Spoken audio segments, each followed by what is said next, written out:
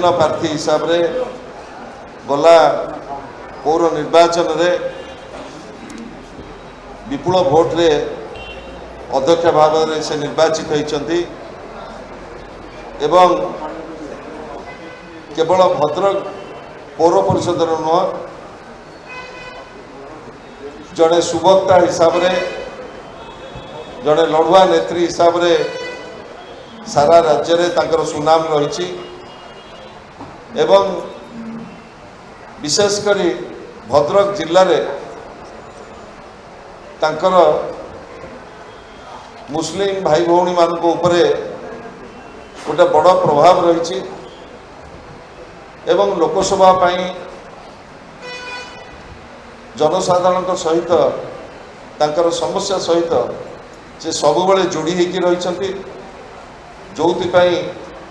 भद्रक पौर परिषदवासी एथर आशीर्वाद करते सेवा करने सुजोग देते मु केवल तांको एवं तांकर टीम जो माने आज सामिल होती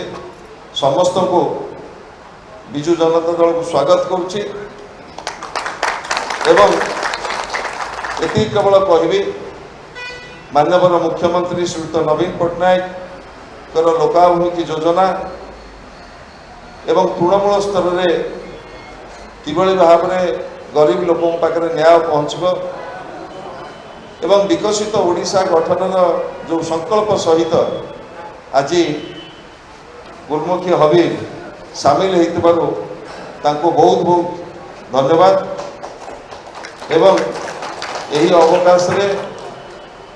मो गोटे कथा कहबी आज नवीन बाबू नेतृत्व में ओडिशार जो विकास प्रक्रिया चली एवं गोटे समृद्ध ओडिशा गठन पाई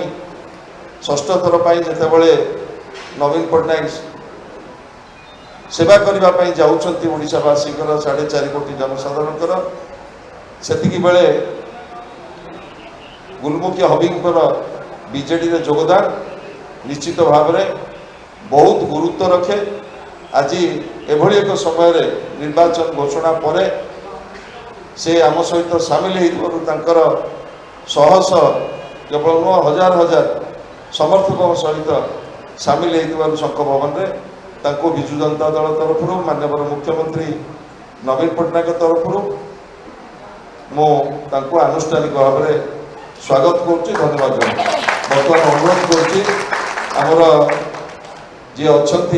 ऑब्जर्वर आमर पार्लियामेंट संसदीय क्षेत्र